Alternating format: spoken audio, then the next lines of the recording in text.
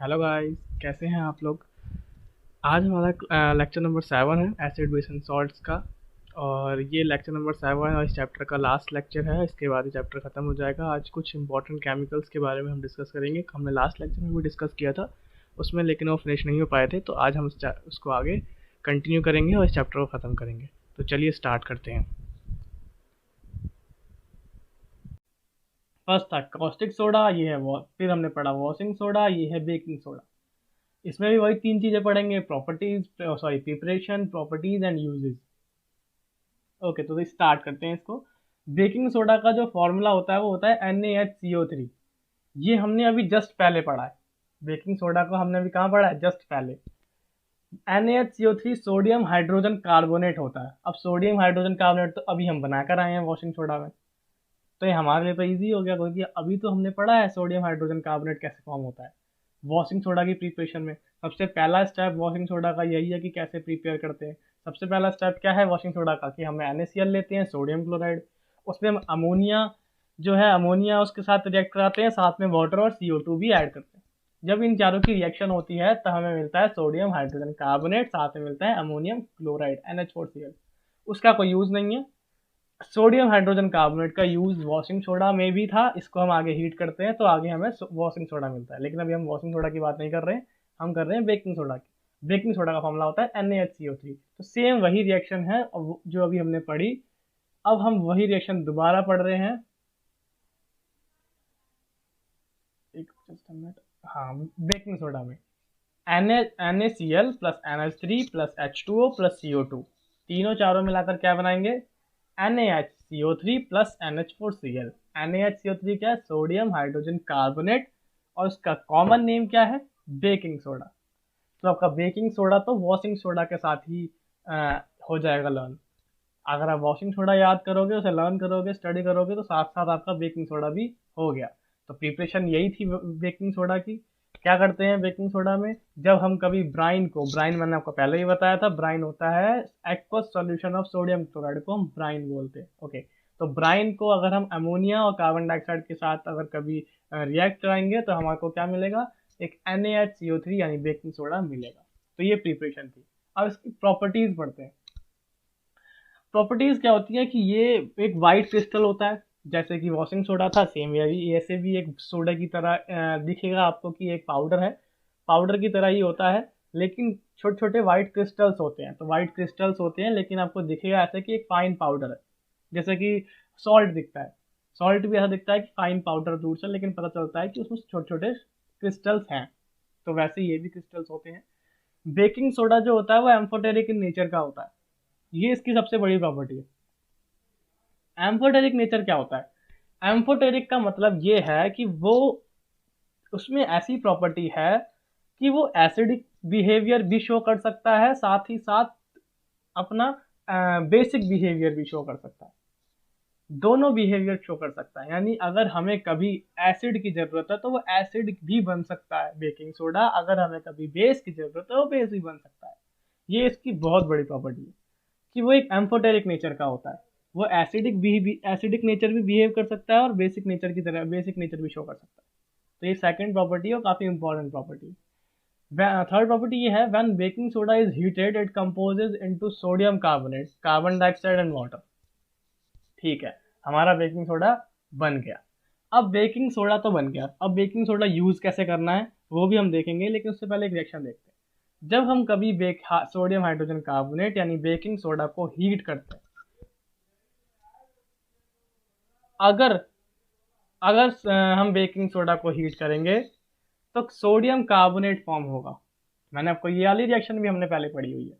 ये वाली रिएक्शन हमने कहाँ पढ़ी है? पहले वॉशिंग सोडा में। वॉशिंग सोडा में हमने बेकिंग सोडा की दोनों रिएक्शंस कवर हो चुकी है। ये देखिए, आपको दिखाता हूँ। उसका दूसरा स्टेप है ये। वॉशिंग सोडा का जस्ट दूसरा स्टेप है कि हम सोडियम हाइड्रोजन कार्बोनेट को हीट करते हैं तो क्या होता है? सिंपल सी बात कि अपना जो वाटर हीट करने में वाटर अलग हो जाएगा, जो हमें जो मेन हमारा जो कंपाउंड बच जाएगा वो बच जाएगा हमारा वाटर अलग करने के बाद। सेम रिएक्शन यहाँ भी है कि अगर हम क्या करेंगे, बेकिंग सोडा को हीट करेंगे तो हमारा सोडियम कार्बोनेट मिलेगा। सोडियम कार्बोनेट मिलेगा, साथ ही साथ CO2 गैस रिलीज होगी। ये यहाँ पर इंपॉर्टेंट है। CO2 गैस रिलीज होगी और वाटर बनेगा। वाटर का कोई यूज नहीं है, लेकिन यहाँ पर CO2 गैस रिलीज होगी, ये हमारे लिए इंपॉर्टेंट है। तो आप बस इतना ध्यान रखिए कि जब कभी भी बेकिंग सोडा हीट करते हैं तो CO2 गैस रिलीज होती है और सोडियम कार्बोनेट बनता है। ठीक है, अब इसका यूज कैसे है वो देखते हैं। यूज क्या है, सबसे पहला यूज ये देखते हैं। सबसे पहला यूज ये है कि ये जहाँ बेकिंग सोडा यूज कहाँ होता है। बेकिंग सोडा हमारे खाने में यूज होता है। बेकिंग सोडा यूज होता है जब कभी हम it is use in making baking powder which makes batter. अभी हम बेकिंग पाउडर ही पढ़ेंगे, पहले बेकिंग सोडा का देखते हैं। बेकिंग पाउडर भी थोड़ा सा ही इससे जस्ट अलग है, थोड़ा सा, ज़्यादा नहीं, बाकी यही है। बेकिंग सोडा भी यही है, बेकिंग पाउडर भी है, थोड़ा सा डिफरेंट है, पढ़ेंगे अभी हम। तो बेकिंग सोडा यूज होता है किसी भी चीज़ को स्पॉन्जी बनाने में और बैटर सॉफ्ट बनाने में। सॉफ्ट बनाने में और स्पॉन्जी बनाने में। आपने ब्रेड देखी होगी, ब्रेड काफ़ी स्पॉन्जी और सॉफ्ट होती है, तो वैसी चीज़ वो बनाने में हम क्या यूज़ करते हैं, बेकिंग सोडा यूज़ करते हैं अपने खाने में। खाने में वो डाल देते हैं, मिला देते हैं उसको, और मिलाने के बाद, और ये ऐसा होता कैसे है, ये भी सोचने वाली बात है कि स्पॉन्जी कैसा हो जाता है और उसमें थोड़ा सॉफ्ट कैसे हो जाता है। तो उसके अंदर जब हम उसे हीट करते हैं तो CO2 गैस रिलीज होती है। CO2 गैस क्या कर देती है, उसको थोड़ा सा फुला देती है, थोड़ा सा उसका साइज बढ़ा देती है या स्पॉन्जी कर देती है उसको। तो आप इसलिए इसका ये रीज़न यही था। ओके, इसका रीज़न यही है क्योंकि जब हम कभी भी किसी भी खाने में बेकिंग सोडा को यूज़ करते हैं, उसके बाद यूज़ करने उसको मिलाने के बाद उसको हम हीट करते हैं, यानी जब हम बनाते हैं, कुक करते हैं उस चीज़ को, तो हीट में वो सोडियम बेकिंग सोडा जो है वो डिकम्पोज हो जाता है। डिकम्पोज हो जाता है, कार्बन डाइऑक्साइड गैस रिलीज करता है, जो कि वो कार्बन डाइऑक्साइड गैस उस चीज़ को, जो भी हम चीज़ बना रहे होते हैं, उस सब्सटेंस को स्पॉन्जी और सॉफ्ट कर देता है। ओके, तो ये पहला यूज था। सेकंड यूज क्या है, it is use in antacids. हम इसे एंटासिड्स के भी रूप में यूज कर सकते हैं, क्योंकि मैंने आपको बताया इसकी प्रॉपर्टी, सेकंड प्रॉपर्टी पढ़ी थी कि एक एम्फोटेरिक नेचर का होता है। एम्फोटेरिक नेचर का होता है, इसका मतलब ये है कि एसिडिक बिहेवियर भी शो कर सकता है और अपना बेसिक बिहेवियर भी शो कर सकता है। तो इसे हम एंटासिड्स के रूप में भी यूज कर सकते हैं, जहाँ पर हमारा एक्सेस हो जाता है, एक्सेस अमाउंट में एसिड होता है, तो वहाँ पर एसिड को न्यूट्रलाइज करने के लिए हम बेकिंग सोडा यूज करते हैं। तो बेकिंग सोडा हम जब कभी हमें एसिडिटी हो जाती है तो हम कभी कभी बेकिंग सोडा खाते हैं, या आप जब कभी बाहर से कोई चीज़ लेकर आते हो जो कि एंटासिड होता है, तो उसमें बेकिंग सोडा ऑलरेडी प्रेजेंट होता है, उसमें उन्होंने बेकिंग सोडा केमिकल से ही मिलकर वो चीज़ बनी होती है। वो हम जब खाते हैं हमारे पेट में जाता है, स्टमक में, तो जहाँ स्टमक में अगर एसिडिटी हो जाती है तो वो बेकिंग सोडा एक एम्फोटेरिक नेचर का है, बेसिक नेचर का भी शो कर सकता है, और एसिडिक, तो वहाँ पर वो बेसिक नेचर शो करेगा और उसे न्यूट्रलाइज कर देगा। तो एक एंटासिड्स भी यूज, एंटासिड्स का हम पहले भी पढ़ चुके हैं कि कहाँ पर यूज है, एंटासिड्स के लेक्चर नंबर 5 में। और थर्ड जो प्रॉपर्टी है बेकिंग सोडा की, वो है baking soda is use as toothpaste which make the teeth white and germs free. ये चीज़ भी हम, टूथपेस्ट का कंसेप्ट भी हम पहले पढ़ चुके हैं, पीएच रो, इंपॉर्टेंस ऑफ पीएच वाले टॉपिक में, कि टूथपेस्ट में भी क्या होता है, बेकिंग सोडा होता है। बेकिंग सोडा यूज क्या होता है, क्योंकि टूथ में हमारे एसिड होता है, जर्म्स एसिड रिलीज करते हैं, वो एसिड को न्यूट्रलाइज करने के लिए हम बेकिंग सोडा यूज करते हैं। ओके, फोर्थ जो है, it is use in cleaning of ornaments made of silver. जब सिल्वर के बने हुए ऑर्नामेंट्स होते हैं, सिल्वर से, चांदी से बने हुए जो हमारे ऑर्नामेंट्स होते हैं, उन ऑर्नामेंट्स, वो सिल्वर जो है वो ब्लैक हो जाती है कुछ टाइम के बाद, रस्टिंग हो जाती है सिल्वर की, ब्लैक हो जाती है, तो उसको ठीक करने के लिए हम बेकिंग सोडा यूज़ करते हैं, और बेकिंग सोडा से वो साफ हो जाती है। तो ये इसका चौथा यूज़ है। फिफ्थ यूज़ ये है, it give CO2 on heating and CO2 use. जब अब हमें पता चल गया कि CO2 यूज निकलती है इसमें से, तो अब CO2 निकलती है तो CO2 को हम चेक, एक तो हमने यूज़ कर लिया अपने खाने में, कि खाने में क्या हो जाएगा, स्पॉन्जी हो जाएगा जो भी चीज़ बनाएंगे। और अगर CO2 का कहाँ पे यूज़ हो सकता है, तो CO2 का यूज़ कहाँ हो सकता है, फायर एक्सटिंग्विशर में यूज़ हो सकता है, यानी जब वो CO2 जो रिलीज होती है उसे हम फायर एक्सटिंग्विशर में भी यूज़ कर सकते हैं। तो ये 5 यूजेस थे। ओके, तो अभी तक हमने सोडियम हाइड्रोक्साइड, जिसको हम कॉस्टिक सोडा बोलते हैं, वॉशिंग सोडा और बेकिंग सोडा के बारे में सब पढ़ लिया है। थोड़ा सा बेकिंग पाउडर के बारे में, बेकिंग पाउडर और बेकिंग सोडा में क्या डिफरेंस है थोड़ा सा देखते हैं क्या है। तो नेक्स्ट हमारा बेकिंग पाउडर ही है। तो it is use in cook to make batter spongy. Batter spongy करने के लिए, किसी भी कुकिंग कर रहे हैं हम, कोई चीज़ बना रहे हैं, उसको स्पॉन्जी करने के लिए बेकिंग पाउडर यूज़ करते हैं। अब बेकिंग सोडा और बेकिंग पाउडर में क्या डिफरेंस है, ये बड़ी चीज़ है। तो बेकिंग सोडा जो है वो आप समझ लो कि वो एक रॉ मटेरियल है हमारे लिए। अगर उसको हमें एक्टिवेट करना है, या उसको हमें क्या करना है, खाने की योग्य बनाना है, तो उसे बेकिंग पाउडर बनाना पड़ता है। अगर वो हमारे किसी काम आ सकती है तो बेकिंग पाउडर बनाना पड़ता है। यानी बेकिंग सोडा को, अगर baking soda also produce carbon dioxide on heating but it is not use in cooking because on heating baking soda produce sodium carbonate along with CO2 which make the test bitter. Okay, तो baking soda को क्या करा हमने, heat करा, heat करने के बाद हमें पता है CO2, वो CO2 हम यूज नहीं कर सकते अभी। क्यों यूज नहीं कर सकते अभी? क्योंकि उसके साथ Na2CO3 भी तो आएगा प्रोडक्ट में हमारे। अब वो Na2CO3 क्या होगा, एक बेसिक नेचर का होता है। अब Na2CO3 अगर बेसिक नेचर का है तो जो भी चीज हम बना रहे हैं खाने के लिए वो बिटर हो जाएगा, कड़वा हो जाएगा। तो बेकिंग पाउडर का यही एक कंसेप्ट है कि हम बेकिंग सोडा डायरेक्टली यूज नहीं कर सकते, हमें पहले बेकिंग सोडा को बेकिंग पाउडर बनाना पड़ेगा, तब हम बेकिंग पाउडर बनाएंगे और फिर बेकिंग पाउडर को यूज करेंगे अपने खाने में। क्यों नहीं कर सकते बेकिंग सोडा को यूज? इसी वजह से नहीं कर सकते, CO2 गैस तो रिलीज हो रही है, वो तो हमारे लिए ठीक है, लेकिन साथ में Na2CO3 यानी सोडियम कार्बोनेट भी फॉर्म हो रहा है। और जब सोडियम कार्बोनेट फॉर्म होगा तो इसका मतलब ये है कि जो हमारा टेस्ट आएगा वो कड़वा हो जाएगा। ओके, तो आप समझ गए होंगे कि क्यों हम बेकिंग पाउडर यूज कर रहे हैं। देखते हैं कि अब से ठीक कैसे कर सकते हैं। तो ठीक करने के लिए क्या करते हैं हम, टर्टरिक एसिड होता है, टर्टरिक एसिड हम खा सकते हैं, हमारे लिए ज़्यादा हार्मफुल नहीं होता, वीक एसिड्स में आता है। टर्टरिक एसिड को हम बेकिंग सोडा के साथ क्या कर देते हैं, ऐड कर देते हैं और बेकिंग पाउडर बनाते हैं। तो यानी बेकिंग सोडा हम डायरेक्टली नहीं खा सकते, उसके साथ हमें टर्टरिक एसिड ऐड करना पड़ता है। टर्टरिक एसिड ऐड करते हैं और बेकिंग पाउडर वो बन जाता है। हमें जो मार्केट में मिलता है वो बेकिंग पाउडर होता है, ना कि बेकिंग सोडा। डिफरेंस है बेकिंग सोडा बेकिंग पाउडर में, ध्यान रखिएगा। अगर वो पूछते हैं प्रिपरेशन बताओ बेकिंग पाउडर की, तो आपको जो मैं अब रिएक्शन बताने वाला हूँ वो लिखनी है। लेकिन अगर वो पूछते हैं एग्जाम में कि बेकिंग सोडा की रिएक्शन प्रिपरेशन बताओ, तो आपको एग्जाम में जो मैंने पहले बताई है वो लिखनी है। ओके, तो क्या करते हैं, टर्टरिक एसिड मिला देते हैं। कैसे मिलाते हैं देखते हैं। NaHCO3 यानी सोडियम हाइड्रोजन कार्बोनेट को, टर्टरिक एसिड का फॉर्मूला होता है C4H6O6। ध्यान रखिएगा, C4H6O6। वो हमने उसका रिएक्ट कराया, CO2 गैस रिलीज होगी, बिल्कुल होगी। H2O बनेगा, बिल्कुल बनेगा। वहां पर बन रहा था सोडियम हाइड्रोजन कार्बोनेट, यहाँ पर क्या बनता है, सोडियम टर्टरेट बनता है। सोडियम टर्टरेट बनता है। सोडियम टर्टरेट क्या फॉर्मूला है, Na2C4H4O6। Na2C4H4O6, तो ये बनता है। अब इसी वजह से जब हम NaOH का डिकम्पोजिशन करते हैं, NaHCO3 का डिकम्पोजिशन करते हैं, CO2 मिलती है, Na2CO3 मिलती है। CO2 तो ब्रेड और केक बनाने में, जो ब्रेड और केक को फ्लफी बनाने में मैंने आपको बताया था, फुलाने में और फ्लफी बनाने में, स्पॉन्जी बनाने में हेल्प करता है। और जो टर्टरिक एसिड हमने ऐड किया है, वो टर्टरिक एसिड जो Na2CO3 बन रहा था, उस Na2CO3 का टेस्ट जो बिटर था उसको हटाने में हेल्प करता है। या फिर आप ऐसे कह सकते हैं, टर्टरिक एसिड जो है वो Na2CO3 मैंने आपको बताया एक बेसिक नेचर का है। अब उस बेसिक नेचर को हटाने के लिए क्या करेंगे, वीक बेस है, अब वीक एसिड यूज करना पड़ेगा। ऑब्वियस सी बात है, वीक एसिड है तो वीक बेस यूज करेंगे, तो दोनों को क्या करेंगे, न्यूट्रलाइज, तो टेस्ट भी न्यूट्रलाइज हो जाता है। इसीलिए हम क्या करते हैं, बेकिंग पाउडर यूज करते हैं अपने खाने में, ना कि बेकिंग सोडा। तो इसी वजह से बेकिंग पाउडर यूज करते हैं, और रिएक्शन मैंने आपको समझा दी। और क्यों टर्टरिक एसिड डालते हैं वो भी मैंने आपको बता दिया। टर्टरिक एसिड एक वीक एसिड है और Na2CO3 सोडियम कार्बोनेट एक वीक बेस है, दोनों को मिलकर एक न्यूट्रल सब्सटेंस बनेगा जिसका कोई टेस्ट नहीं होगा। तो वो हमारे लिए जब हम खाएंगे उसका टेस्ट एज इट इज रहेगा, कड़वा नहीं होगा।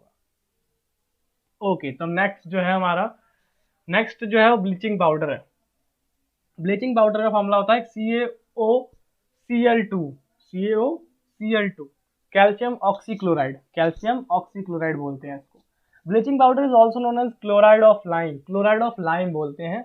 क्यों बोलते हैं क्लोराइड ऑफ लाइम, हमने पहले भी पढ़ा था एसिड वाले लेक्चर में। लाइम किसको बोलते हैं, कैल्शियम हाइड्रोक्साइड्स को बोलते हैं लाइम, कैल्शियम हाइड्रोक्साइड को बोलते हैं लाइम या लाइम वाटर। CaOH का होल ट्वाइस को बोलते हैं लाइम। लेकिन यहाँ पर फॉर्मूला है CaOH नहीं है, यहाँ पे है CaOCl2, तो इसको बोलेंगे क्लोराइड ऑफ लाइम, यानी लाइम किसका, क्लोराइड का। ठीक है, तो क्लोराइड ऑफ लाइम बोलते हैं इसी वजह से। ओके, अब प्रिपरेशन कैसे होती है ब्लीचिंग पाउडर की, ये देख लेते हैं। तो ब्लीचिंग पाउडर की जो प्रिपरेशन है वो है CaOH का होल ट्वाइस, उसको हम Cl2 के साथ रिएक्ट कराते हैं। Cl2 के साथ रिएक्ट कराएंगे तो कैल्शियम जो है वो, तो कैल्शियम जो है वो Cl2 के साथ रिएक्ट करके और एक ऑक्सीजन मिलकर ब्लीचिंग पाउडर बन जाएगा, और बाकी H2O बाहर है, अलग हो जाएगा, यानी CaOCl2 बनेगा एक्वस सॉल्यूशन, ब्लीचिंग पाउडर जिसका नाम है, कैल्शियम ऑक्सीक्लोराइड उसका केमिकल नेम है, कॉमन नेम ब्लीचिंग पाउडर है, और H2O रिलीज होगा। तो ये इसकी प्रिपरेशन है। फॉर्मूला आप ध्यान रखेंगे तो प्रिपरेशन अपने आप आपको लर्न हो जाएगी, अपने आप एग्जाम में याद आ जाएगी कि कैसे बनाया था हमने। ओके, सिंपल है। इसका दूसरा नाम है क्लोराइड ऑफ लाइम। इस क्लोराइड ऑफ लाइम से आप इसकी प्रिपरेशन भी ध्यान रख सकते हैं।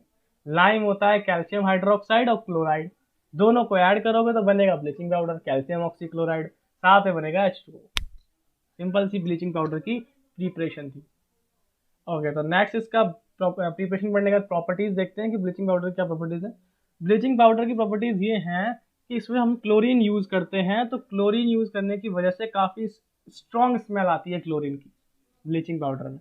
ब्लीचिंग पाउडर में हमने क्लोरीन यूज़ किया है, और क्लोरीन ज़्यादा अमाउंट में यूज़ करने की वजह से इसमें स्मेल आती है क्लोरीन की, और एक वाइट पाउडर की तरह होता है। दूसरी प्रॉपर्टी यह है कि ब्लीचिंग पाउडर जो है सॉल्यूबल होता है कोल्ड वाटर में, कोल्ड वाटर में ब्लीचिंग पाउडर सॉल्यूबल होता है। थर्ड प्रॉपर्टी यह है कि ब्लीचिंग पाउडर जो है वो डाइल्यूट एसिड के साथ रिएक्ट करके क्या बनाता है, क्लोरीन प्रोड्यूस करता है। देखते हैं क्या है। कैल्शियम ऑक्सीक्लोराइड यानी CaCl2 को हमने क्या कराया, रिएक्ट कराया एसिड के साथ। जब हम रिएक्ट कराएंगे एसिड के साथ तो क्लोरीन रिलीज हो, क्लोरीन फॉर्म होगा। क्या फॉर्म होगा, क्लोरीन फॉर्म होगा। कुछ ना कुछ तो सॉल्ट भी फॉर्म होगा, कुछ ना कुछ कंपाउंड प्रोडक्ट में और कुछ भी फॉर्म होगा, लेकिन साथ में क्लोरीन भी फॉर्म होगा, जैसे कि यहाँ पर कैल्शियम सल्फेट फॉर्म हुआ है। तो ये तीसरी प्रॉपर्टी है इसकी।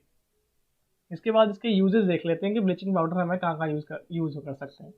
अब जैसा कि मैंने आपको बताया कि इसमें क्लोरीन होता है, अब क्लोरीन होता है तो कहाँ कहाँ यूज़ कर सकते हैं, डिसइंफेक्टेंट होता है क्लोरीन, एक हमने यूजेस ऑफ क्लोरीन में पढ़ा था। तो क्लोरीन को एक डिसइंफेक्टेंट की तरह भी यूज़ कर सकते हैं, वाटर को क्लीन करने के लिए, वीड किलर के एज अ वीड किलर भी यूज़ करते हैं, ब्लीचिंग पाउडर को भी कर सकते हैं, बिकॉज इसके अंदर क्लोरीन प्रेजेंट होता है। अब ब्लीचिंग पाउडर जो है उसको आपने देखा कि ब्लीचिंग पाउडर की हेल्प से हम क्या कर सकते हैं, Cl2 बना सकते हैं। क्या बना सकते हैं, Cl2 यानी क्लोरीन बना सकते हैं। और जब क्लोरीन प्रोड्यूस कर सकते हैं तो क्लोरीन की वजह से, क्लोरीन की हेल्प से हम क्लोरोफॉर्म भी बना सकते हैं। इसलिए हम ब्लीचिंग पाउडर जो है उससे क्लोरोफॉर्म भी बनता है। क्लोरोफॉर्म का फॉर्मूला होता है CHCl3, क्लोरोफॉर्म भी बनता है। और जो हमारी थर्ड है, तो ओके, तो हमने पढ़ ली थी सेकंड प्रॉपर्टी क्लोरोफॉर्म है। उसके बाद थर्ड प्रॉपर्टी है कि एक ऑक्सीडाइजिंग एजेंट की तरह होती है। ये एक ऑक्सीडाइजिंग ब्लीचिंग पाउडर जो है वो एक ऑक्सीडाइजिंग एजेंट की तरह, बहुत सारी केमिकल इंडस्ट्रीज में ऑक्सीडाइजिंग एजेंट की तरह भी यूज होती है। अब ऑक्सीडाइजिंग एजेंट क्या होता है और रिड्यूसिंग एजेंट क्या होता है, ये अभी तो बताना थोड़ा मुश्किल हो जाएगा, वो कि काफ़ी बड़ा टॉपिक है। ऑक्सीडेशन एंड रिडक्शन है एक टॉपिक जो हम पढ़ेंगे चैप्टर नंबर 1 में, केमिस्ट्री के चैप्टर नंबर 1 में पढ़ेंगे, तब मैं आपको इसमें काफ़ी डिटेल में बताऊंगा। अभी आप बस इतना समझिए कि एक ऑक्सीडाइजिंग एजेंट होता है जो कि बहुत सारी केमिकल इंडस्ट्रीज में यूज होता है। Okay, sorry. उससे फोर्थ जो हमारी यूजेज है, फोर्थ यूज है वो है bleaching powder is use for bleaching cotton and लाइनन in textile industries. बहुत सारे कपड़ों की इंडस्ट्रीज में, टेक्सटाइल इंडस्ट्रीज में कॉटन और लाइनन की ब्लीचिंग की जाती है ब्लीचिंग पाउडर की हेल्प से।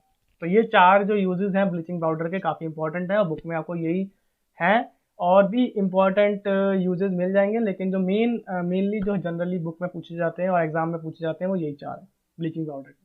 ओके, तो नेक्स्ट जो हमारा टॉपिक है प्लास्टर ऑफ पेरिस। ये काफ़ी इंपॉर्टेंट टॉपिक है, और बोर्ड जो है वो जनरली इससे क्वेश्चन एक ना एक पूछता ही है, चाहे वो 1 नंबर का हो, चाहे 2 नंबर का है, 5 नंबर का, एक ना एक तो 4 नंबर का हो क्वेश्चन, सॉरी। तो कुछ ना कुछ क्वेश्चन, एक ना एक क्वेश्चन तो आता ही है। तो प्लास्टर ऑफ पेरिस मेरे अकॉर्डिंग तो बहुत इंपॉर्टेंट है, तो थोड़ा ध्यान से इसको देखिएगा। प्लास्टर ऑफ पेरिस है क्या, प्लास्टर ऑफ पेरिस को हम पीओपी भी बोलते हैं। आपने सुना होगा कि आपके घरों में होती है पीओपी, जो दीवारें होती हैं, वॉल्स होती हैं, उस पर पीओपी की जाती है। तो वो होती क्या है, तो उसका पीओपी का जो फुल नेम है वो है प्लास्टर ऑफ पेरिस। अब प्लास्टर ऑफ पेरिस का फॉर्मूला क्या है, प्लास्टर ऑफ पेरिस का फॉर्मूला होता है CaSO4.12H2O, CaSO4.12H2O, CaSO4.12H2O है। अब ये बनेगा कैसे, यानी इसकी प्रिपरेशन कैसे होगी, और इसको बोलते क्या है, इसको बोलते हैं कैल्शियम सल्फेट। कैल्शियम सल्फेट तो पता है आपको, CaSO4। और हाफ H2O को बोलते हैं हेमीहाइड्रेट, कैल्शियम सल्फेट हेमीहाइड्रेट। तो इसका प्लास्टर ऑफ पेरिस का केमिकल जो नेम है वो है कैल्शियम सल्फेट हाफ कह रहा हूँ, हेमी हाइड्रेट, हाइड्रेट है यानी वाटर, हाइड्रस चीजें मैंने आपको बताई, हाइड्रस एनहाइड्रस, हाइड्रस है वाटर, एनहाइड्रस जो ड्राई है उसको एनहाइड्रस बोलते हैं। तो कैल्शियम सल्फेट हेमी हाइड्रेट बोलते हैं। ओके, अब इसे पेरिस, प्लास्टर ऑफ पेरिस क्यों बोलते हैं? तो प्लास्टर ऑफ पेरिस इसलिए बोलते हैं क्योंकि प्लास्टर ऑफ पेरिस यानी ये कैल्शियम सल्फेट हेमी हाइड्रेट एक जिप्सम, एक सब्सटेंस होता है जिप्सम, उसको हीट करने से हमें मिलता है, उसको हीट करने से मिलता है प्लास्टर ऑफ पेरिस। लेकिन जिप्सम सब्सटेंस जो है वो पेरिस में मिलता है, पेरिस में पाया जाता है, ज्यादातर वो पेरिस में ही मिलता है जिप्सम सब्सटेंस जो है हमारा। उस जिप्सम को हीट करते हैं तब हमें प्लास्टर ऑफ पेरिस मिलता है। इस वजह से जिप्सम को हीट करने पे मिलता है, और जिप्सम को हीट करने पे प्लास्टर ऑफ पेरिस मिलता है। जिप्सम पेरिस में मिलता है, पेरिस में पाया जाता है, इसी वजह से इसका नाम प्लास्टर ऑफ पेरिस रखा गया है। इसको हम पीओपी भी बोलते हैं, जैसा कि आपने सुना भी होगा। अब देखते हैं प्रिपरेशन क्या है प्लास्टर ऑफ पेरिस की, कैसे इसको प्रिपेयर किया जाता है। तो प्रिपेयर करने के लिए जिप्सम लिया जाता है। अब जिप्सम का केमिकल फॉर्मूला क्या होता है? जिप्सम का केमिकल फॉर्मूला होता है CaSO4.2H2O, CaSO4.2H2O। तो जैसा कि आप देख पा रहे हैं, जिप्सम का होता है CaSO4.2H2O और प्लास्टर ऑफ पेरिस का होता है CaSO4.12H2O। तो हमें क्या करना है, H2O कम करने हैं, यानी वाटर निकालना है इसमें से, यानी वाटर जब हटाना होता है तो क्या करते हैं हम, हीट करते हैं। तो वैसे ही क्या करेंगे, जिप्सम को हीट करेंगे और वाटर क्या होगा, लूज कर देगा, जिप्सम अपने वाटर मॉलिक्यूल्स लूज कर देगा, और हमें क्या मिल जाएगा, प्लास्टर ऑफ पेरिस मिल जाएगा, पीओपी मिल जाएगी। तो जब कभी भी हम जिप्सम को 100 डिग्री टेम्परेचर पर हीट करते हैं तो वो अपना 3/4 वाटर जो होता है, जितना भी वाटर होता है जिप्सम के पास, वो अपना उसका 3/4 वाटर क्या कर देता है, लूज कर देता है, और प्लास्टर ऑफ पेरिस फॉर्म हो जाता है। तो ये इसकी प्रिपरेशन है और ये इसकी रिएक्शन है। CaSO4.2H2O जिसका नाम जिप्सम है, हीट करते हैं 100 डिग्री सेल्सियस पर और 373 केल्विन पर, दोनों सेम ही है, बस वो सेल्सियस में वो केल्विन में है।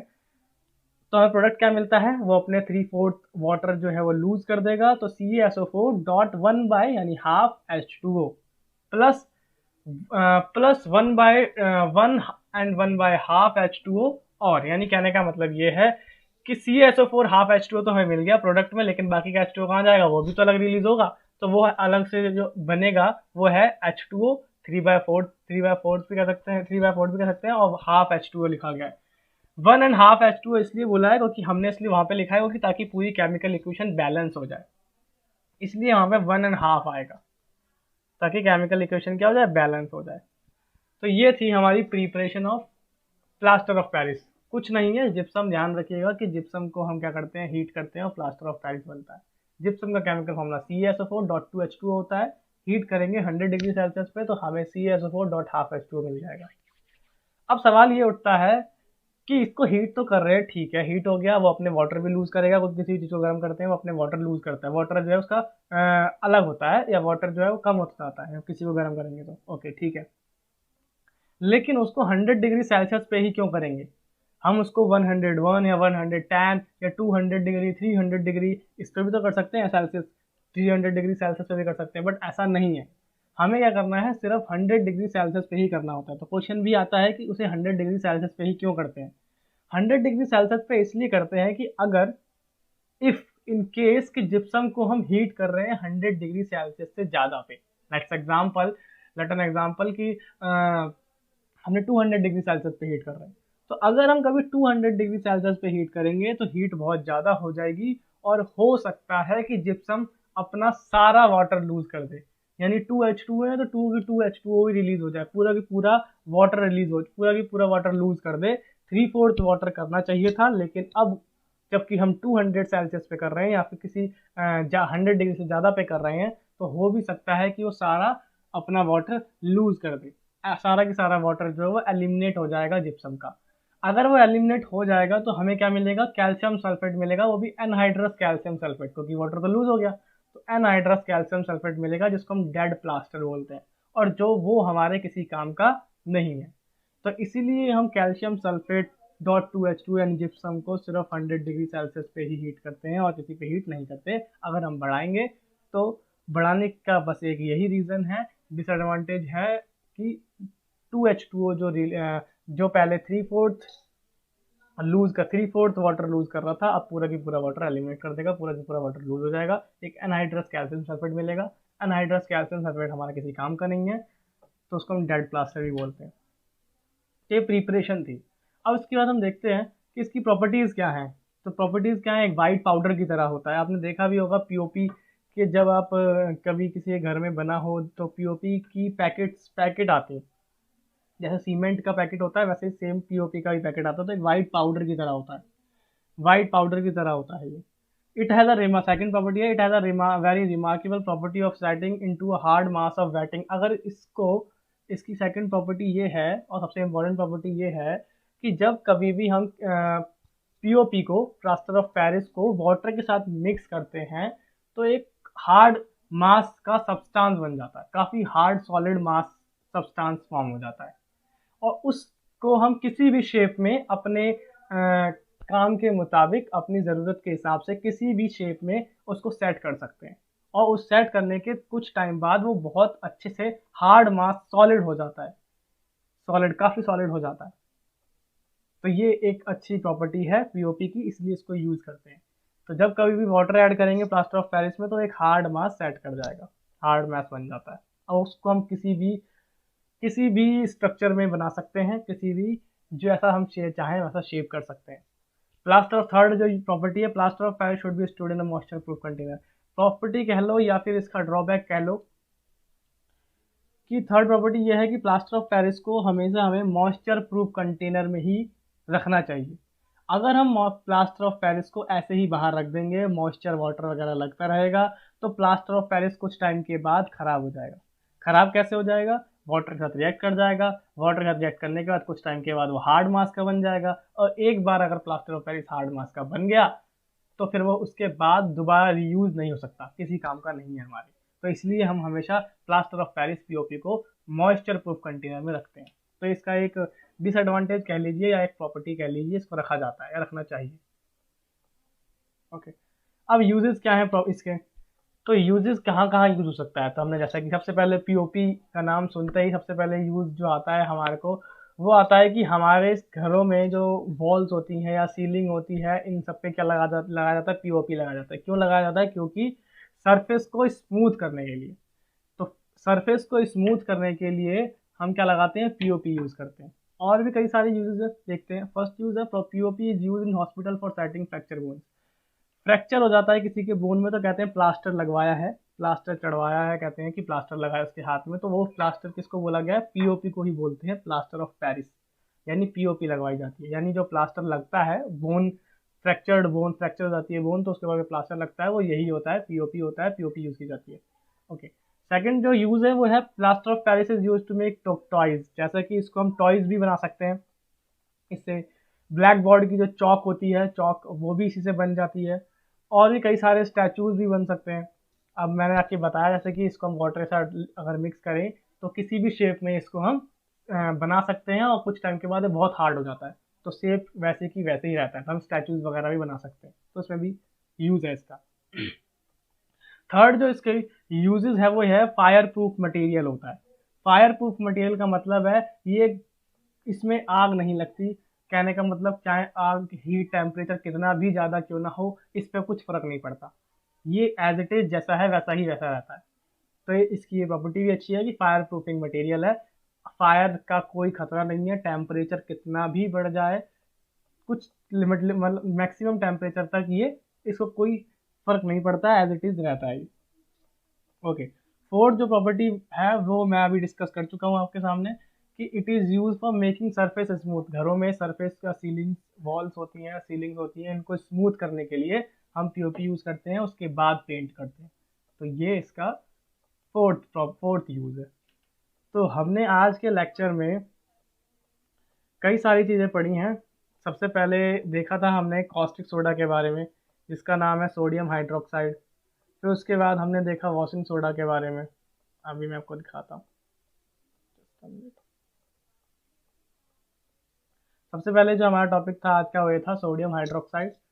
सोडियम हाइड्रोक्साइड क्या है, और इससे भी पहले हमने पढ़ा था कि सोडियम जो हमारा सोडियम क्लोराइड है यानी कॉमन सॉल्ट कैसे प्रिपेयर किया जाता है, तो वो था। उसके बाद कॉस्टिक सोडा यानी सोडियम हाइड्रोक्साइड पढ़ा। उसके बाद हमने वॉशिंग सोडा पढ़ा। वॉशिंग सोडा पढ़ने के बाद हमने उसके प्रॉपर्टीज़ यूजेस देखने के बाद बेकिंग सोडा देखा। बेकिंग सोडा के बाद हमने पढ़ा कि बेकिंग पाउडर और बेकिंग सोडा में क्या डिफरेंट है, हम कौन सा खा सकते हैं कौन सा नहीं खा सकते। मार्केट में हमें बेकिंग पाउडर मिलता है, बेकिंग सोडा मिलता है। फिर उसके बाद हमने ब्लीचिंग पाउडर पढ़ा कि ब्लीचिंग पाउडर क्या होता है, ब्लीचिंग पाउडर कहाँ कहाँ यूज़ किया सकता है। उसके बाद सबसे इम्पोर्टेंट जो था वो आज का वही था, प्लास्टर ऑफ पेरिस। पीओपी क्या होता है, प्लास्टर ऑफ पेरिस का क्या केमिकल फॉर्मूला है, कैसे प्रिपेयर किया जाता है इसको, क्या प्रॉपर्टीज़ थी इसकी, कहाँ कहाँ यूज़ होता है। तो आई थिंक कि आपको ये सारी चीज़ें समझ में आ गई होंगी और बहुत इंपॉर्टेंट हैं ये सारी चीज़ें। जितनी भी मैंने केमिकल रिएक्शंस बताई सारी की सारी बहुत इंपॉर्टेंट है बोर्ड पॉइंट ऑफ व्यू से। और इसी के साथ हमारा जो आज का लेक्चर है वो भी एंड होता है और साथ ही साथ ये चैप्टर भी एंड होता है। तो आई थिंक ये इस चैप्टर का लास्ट लेक्चर था। तो हमने अभी तक सारे जितने भी टॉपिक्स थे सब कवर कर लिए हैं। अगर आपको कोई ऐसा लगता है कि टॉपिक छूट गया है जो मैं नहीं पढ़ा पाया, मुझे ध्यान नहीं रहा, तो आप मुझे कमेंट करके मुझे बता सकते हैं कि ये टॉपिक रह गया है, तो वो उस टॉपिक पे मैं वीडियो बना दूंगा। और जैसा कि मुझे लगता है कि सारे टॉपिक्स हो चुके हैं, तो अभी तक कोई टॉपिक नहीं बचा और ये चैप्टर आपका ख़त्म हो जाता है। तो इस हिसाब से ये चैप्टर आपका पूरा ख़त्म है। आई होप कि आपको ये चैप्टर समझ में आया होगा, एसिड बेस एंड सॉल्ट, और उसमें आपका कोई डाउट नहीं रहा होगा। तो ओके, थैंक यू।